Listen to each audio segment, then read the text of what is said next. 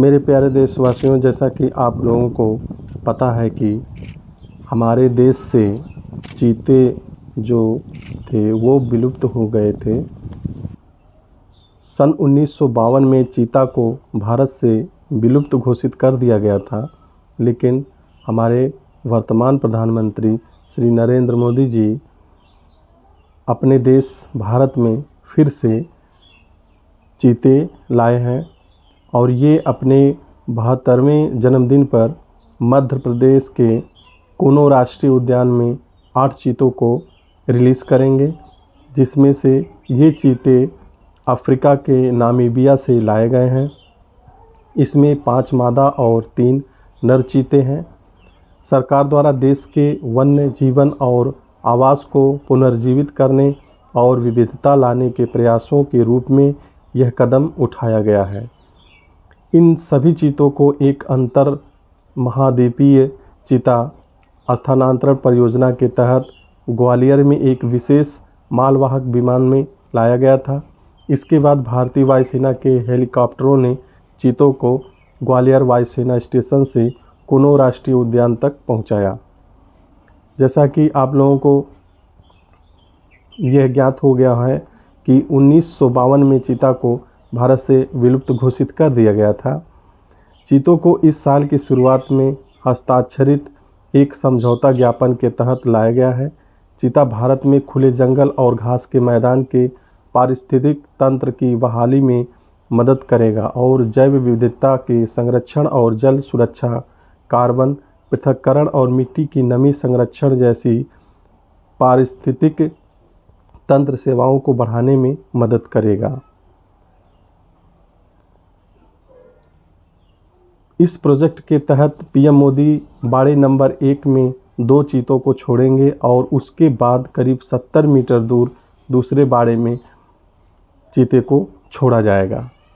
जैसा कि आप लोगों को जानकारी देते चले कि चीता सबसे तेज़ जानवर, दौड़ने वाला सबसे तेज़ जानवर होता है। यह करीब 100 से 120 मीटर प्रति घंटे की गति से दौड़ता है।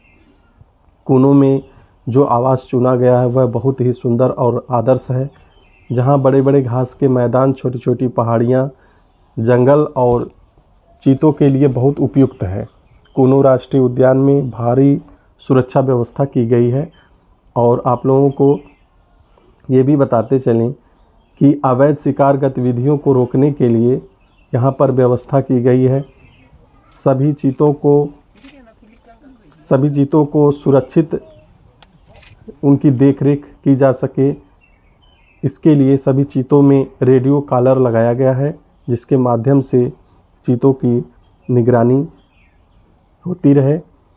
और इसके अलावा प्रत्येक चीता के पीछे एक डेडिकेटेड मॉनिटरिंग टीम भी होगी, जो 24 घंटे चीतों की निगरानी करती रहेगी। और यह हमारे देश में प्रधानमंत्री द्वारा बहुत ही अच्छा प्रयास है, जिसके माध्यम से चीते जो है हमारे देश में फिर से वापस आ गए हैं। और चीते जो थे ये प्रधानमंत्री द्वारा लाया गया है और यह सुबह मध्य प्रदेश के कूनो स्टेशन पार्क में अफ्रीकी देश नामीबिया से लाया गया। जैसा कि आप लोगों को पता चल गया, कूनो नेशनल पार्क छोड़ने के प्रोजेक्ट का हिस्सा बने। इस चीतों को उन्होंने आज कूनो स्टेशन में सॉफ्ट रिलीज़ किया और यहाँ से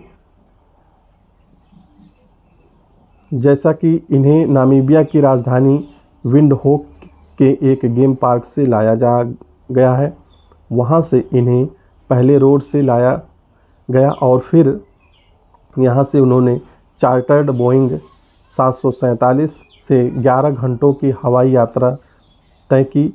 इन 8 चीतों में से 5 मादा और 3 नर हैं। बिल्ली के कुल बिडाल में आने वाला चीता अपनी अद्भुत फुर्ती और रफ्तार के लिए पहचाना जाता है।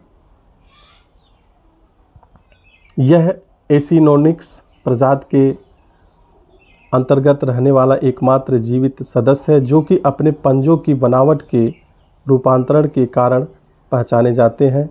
इसी कारण यह इकलौता विडाल वंशी है जिसके पंजे बंद नहीं होते हैं और जिसकी वजह से इसकी पकड़ कमज़ोर रहती है। अतः वृक्षों में नहीं चढ़ सकता है, हालांकि अपनी फुर्ती के कारण नीची टहनियों में चला जाता है। ज़मीन पर रहने वाला ये सबसे तेज़ जानवर है जो एक छोटी सी छलांग में 120 किलोमीटर प्रति घंटे की चाल से यह गति ले सकता है और 460 मीटर तक की दूरी तय कर सकता है और मात्र 3 सेकंड के अंदर ये अपनी रफ्तार में 103 किलोमीटर प्रति घंटे का रफ्तार कर लेता है, जो अधिकांश सुपरकार की रफ्तार से भी तेज़ है। हालिया अध्ययन से ये साबित हो चुका है कि धरती पर रहने वाला चीता सबसे तेज़ जानवर है। चीता शब्द की उत्पत्ति संस्कृत शब्द चित्रकायः से हुई है जो हिंदी चीता के माध्यम से आई है और जिसका अर्थ होता है बहुरंगी शरीर वाला। चीतों की प्रजातियों को ग्रीक शब्द में एसिनोनिक्स कहते हैं जिसका अर्थ होता है ना घूमने वाला पंजा। वही लातिन और इसकी जाति को जुवेटस कहते हैं। चीता में असामान्य रूप से आनुवांशिक विभिन्नता कम होती है जिसके कारण वीर्य में बहुत कम शुक्राणु पाए जाते हैं जो कम गतिशील होते हैं, क्योंकि आनुवांशिक कमजोरी के कारण वह विकृत कशाभिका जिसे हम पूंछ कहते हैं से ग्रस्त होते हैं। इस तथ्य को इस तरह से समझाया जा सकता है कि दो अंशबद्ध चीतों के बीच त्वचा प्रतिरोपण किया जाता है तो आदाता को प्रदाता त्वचा की कोई अस्वीकृति नहीं होती है। जैसा कि इस दौरान आनुवंशिक मार्गावरोध के कारण आंतरिक प्रजनन लंबी अवधि तक चलता रहा। चीता शायद एशिया प्रवास से पहले अफ्रीका में मायोसीन काल में विकसित हुआ है। हाल ही में वारेन जॉनसन और स्टीफन ओब्रेन की अगुवाई में एक दल ने जीनोमिक डाइवर्सिटी को प्रयोगशाला के नेशनल कैंसर इंस्टीट्यूट में एक नया अनुसंधान किया है और एशिया में रहने वाले 1.1 करोड़ वर्ष के रूप में सभी मौजूदा प्रजातियों के पिछले आम पूर्वजों को रखा है, जो संशोधन और चीता विकास के बारे में मौजूदा विचारों के शोधन के लिए नेतृत्व कर सकते हैं। इनकी प्रजातियां हालांकि कई स्रोतों से चीता के 6 या उसके अधिक प्रजातियों को सूचीबद्ध किया गया है, जिसमें से अधिकांश प्रजातियों के वर्गीकरण की स्थिति अनसुलझे हैं, जिसमें से सबसे अधिक मान्यता प्राप्त कुछ प्रजातियां हैं जो एशियाई चीता, जो कि Asia, Afghanistan, Bharat, Iran, Iraq, Israel, Jordan, Oman, Pakistan, Saudi Arab, Syria और रूस में पाई जाती हैं। उत्तर पश्चिमी अफ्रीकी चीता जो इस प्रकार हैं: अल्जीरिया, जिबूती, मिस्र, माली, मारिटानिका, मोरक्को, नाइजर, ट्यूनीशिया और पश्चिम सहारा। और पश्चिमी अफ्रीका में बेनिन, बुर्किना फासो, घाना, माली, मारिटानिया, नाइजर और सेनेगल हैं। तो इस तरीके से चीता का वक्षस्थल सुदृढ़ और उसकी कमर पतली होती है। चीता की लघु चर्म पर काले रंग के मोटे मोटे गोल धब्बे होते हैं, जिसका आकार 2 से 3 सेंटीमीटर से 1.18 इंच के ऊपर पूरे शरीर पर होता है और शिकार करते समय वह इससे आसानी से छलावरण करता है। इसके सफ़ेद तल पर कोई दाग नहीं होते हैं, लेकिन पूँछ में धब्बे होते हैं और पूँछ के अंत में 4 से 6 काले गोले होते हैं। आम तौर पर इसका पूंछ एक घना सफ़ेद गुच्छा के समाप्त होता है।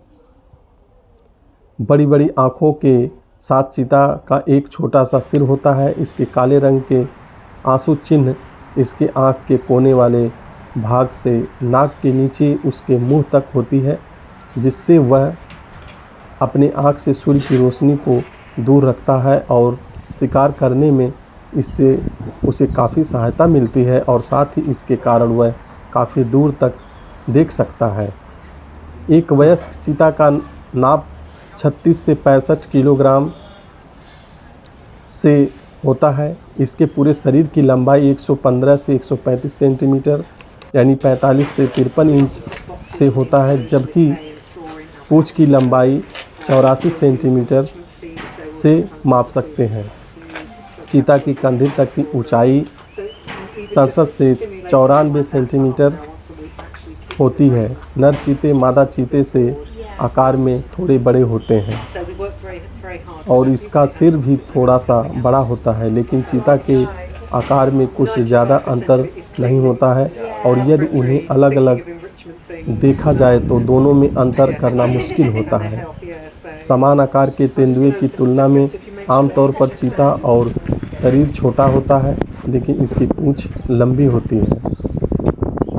कुछ चीतों में दुर्लभ चर्म पैटर्न परिवर्तन होते हैं। बड़े धब्बेदार मिले हुए दाग चीतों को किंग चीता के रूप में जाना जाता है। चीता के पंजे में अर्ध सिकुड़न योग्य नाखून होते हैं। चीता की रचना कुछ इस प्रकार से होती है कि यह काफ़ी तेज़ दौड़ने में सक्षम होता है। इसके तेज़ दौड़ने के कारणों में इसका बृहद नासाद्वार है, जो ज़्यादा से ज़्यादा ऑक्सीजन लेने की अनुमति प्रदान करती है और इसमें एक विस्तृत दिल और फेफड़े होते हैं, जो ऑक्सीजन को कुशलतापूर्वक परिचालित करने के लिए एक साथ कार्य करते हैं। बड़ी बिल्ली के विपरीत चीता घुरघुराहट के रूप में सांस लेते हैं और गर्जन नहीं कर सकते हैं। इसके विपरीत केवल सांस लेने के समय के अलावा बड़ी बिल्लियां गर्जन कर सकती हैं, लेकिन घुरघुराहट नहीं कर सकती। हालांकि अभी भी कुछ लोगों द्वारा चीता को बड़ी बिल्लियों की सबसे छोटी प्रजाति के रूप में माना जाता है।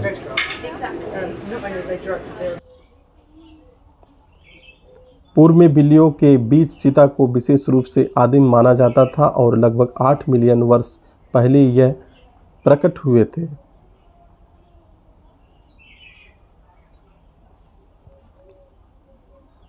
हालांकि नए अनुसंधान से यह पता लगा है कि मौजूदा बिल्ली को 40 प्रजातियों का उदय इतना पुराना नहीं है। लगभग 11 मिलियन साल पहले ये प्रकट हुए थे। तो इस तरह की आप लोगों को महत्वपूर्ण जानकारियाँ देने के लिए हम बहुत ही आप लोगों का शुक्रगुजार हैं और आप लोग हमारे चैनल को लाइक, सब्सक्राइब और शेयर जरूर करें। धन्यवाद।